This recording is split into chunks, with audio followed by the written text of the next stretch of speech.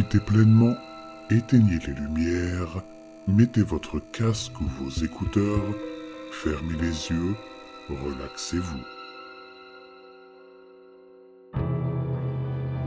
La chose qui rôde dans les champs.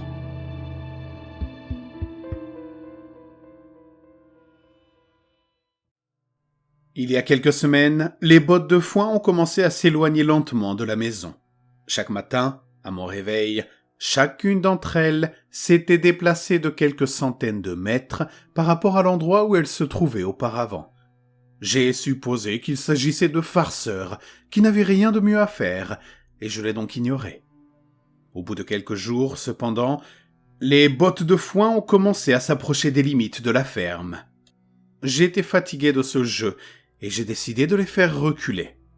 Il m'a fallu 1 heure pour les transporter de l'endroit où elles se trouvaient jusqu'à la maison, et quand j'en ai eu fini, j'étais prêt à briser la nuque de la petite peste qui avait décidé de m'emmerder.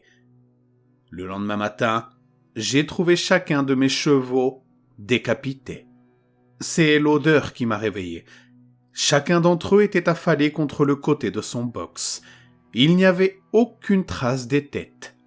J'ai passé le reste de la journée à nettoyer le désordre et à enterrer les restes. Ce n'est qu'une fois que j'eus terminé que je remarquai que les bottes de foin avaient toutes repris leur place de la veille, dispersées loin des champs. Cette fois, je les ai laissées là où elles étaient. Cette nuit-là, je me suis assis sous mon porche, mon fusil de chasse à la main et un pot de café sur la table à côté de moi. Je suis resté assis pendant des heures, le regard tendu vers les champs, pour apercevoir qui déplaçait mes bottes de foin. Finalement, j'ai commencé à m'assoupir. Je l'aurais fait, mais au moment où mes yeux commençaient à se fermer, j'ai entendu une clameur et un bruissement d'arbres provenant de la forêt voisine. Je me suis penché en avant, le cœur battant la chamade. J'allais attraper ce salaud. J'ai tâtonné avec mon arme et je me suis agité sur mon siège, attendant anxieusement que la chose s'approche suffisamment pour que je puisse lui tendre une embuscade. Ce n'est que lorsque la chose s'est approchée suffisamment pour que je puisse distinguer sa silhouette dans l'obscurité que je me suis figé. La chose qui s'était glissée dans mes champs depuis les bois voisins n'a pas semblé remarquer que j'étais assis là. Elle avançait, courbée et délibérée, à travers le champ, avec la posture d'un voleur sur la pointe des pieds. Si ce n'était le fait qu'elle devait mesurer plus de 3 mètres de haut, même dans sa position accroupie, et elle aurait pu sembler presque frêle. La maigreur de ses bras et de ses jambes et l'aspect décharné de sa poitrine m'ont fait penser à un animal affamé. Pourtant, cette chose était indéniablement forte.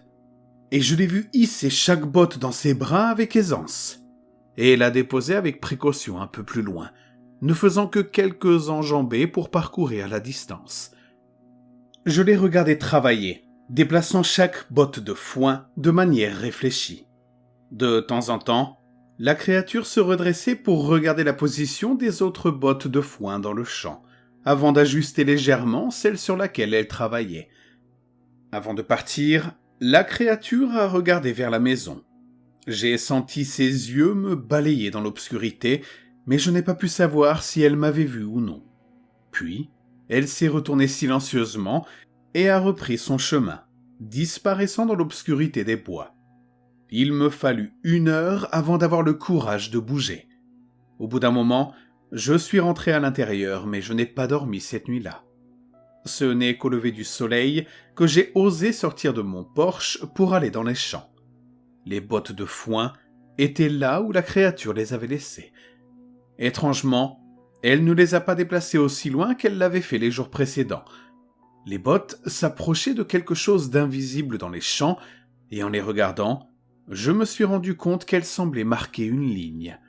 En effet, en faisant le tour de la maison, j'ai vu le cercle distinct qu'elle formait avec moi au centre. Au début, j'ai pensé que les bottes étaient simplement déplacées au hasard loin de la maison. Mais maintenant, je pouvais voir qu'elles étaient plutôt déplacées vers une certaine limite. La chose m'envoyait un message. Je dormis mal cette nuit-là, mais seulement parce que j'étais épuisé.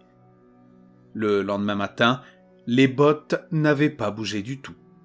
En fait, elles n'ont pas bougé du tout pendant le reste de la semaine. Elles étaient enfin là où la chose voulait qu'elles soient. Je me suis rendu malade en essayant de les interpréter. Pourquoi cette chose dépensait-elle tant d'énergie pour déplacer mes bottes de foin et me menaçait-elle d'une telle violence si j'essayais de m'interposer ? Tuer mes chevaux n'était qu'une menace. Une menace intelligente qui plus est. La créature savait ce qui me ferait peur et elle savait que je comprendrais les implications. Un matin, le bruit d'une voiture sur la route menant à ma ferme m'a donné un petit coup de fouet. J'avais prévu d'abandonner la ferme depuis que j'avais vu cette chose, mais je ne pouvais pas espérer partir à pied sans risquer qu'elle me traite comme mes chevaux. Mais si je pouvais monter dans la voiture avec la personne qui venait vers moi, je pourrais peut-être m'échapper avant qu'elle ne m'arrête. Je ne savais pas qui c'était et je m'en fichais. J'avais décidé qu'au moment où la personne arrêterait la voiture, je sauterais sur le siège du passager et demanderais illico à la personne de m'emmener loin d'ici. Mais je n'ai pas eu l'occasion de le faire. La voiture avançait lentement sur la route, trébuchant sur le sol inégal. Je la pressais silencieusement de se dépêcher.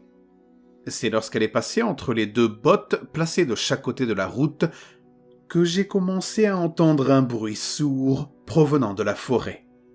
La chose surgit brusquement d'entre les arbres, sprintant sur ses 4 terribles membres dégingandés en direction de la voiture.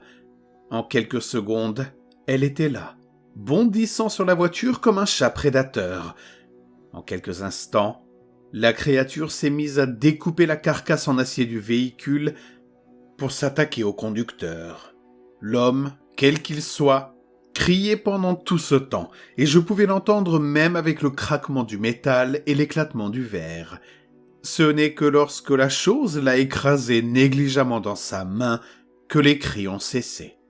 Elle le jeta au loin et se redressa pour me regarder à nouveau. À la lumière du soleil, je pouvais voir l'inhumanité de la chose. Elle était entièrement composée de quelque chose d'horrible et de vivant qui étaient attachés ensemble dans un semblant désordonné de forme humaine. La chose s'est retirée dans les bois et je suis resté sous le choc. Mes yeux se sont portés sur la voiture dont le moteur crachotait encore entre 2 bottes de foin. Soudain, j'ai compris. Le message était clair. Je suis captif de cette chose et je n'ai pas le droit de lui rendre visite. Rien ne peut franchir les frontières qu'elle a établies. Je suis piégé ici par la chose qui rôde dans les champs, et elle n'exige rien d'autre que de ne jamais partir. Pourtant, je ne sais pas si je supporterai d'être le canari de cette chose. J'ai beaucoup réfléchi ces derniers jours, depuis que je l'ai vu écraser la poitrine de cet homme et le réduire au silence avant qu'il n'ait pu terminer son cri. Si je franchis la frontière des bottes de foin, la créature fera probablement la même chose avec moi. Elle me fracasserait le crâne avant que je puisse lever les mains pour me protéger. Elle partirait à la recherche d'un nouvel animal et continuerait probablement à chercher jusqu'à ce qu'elle trouve quelqu'un qui pourrait supporter de savoir qu'elle attend juste à l'extérieur, l'observant à toute heure avec ses yeux brillants d'insecte. J'ai bien réfléchi ces derniers jours et je pense que je vais peut-être m'enfuir.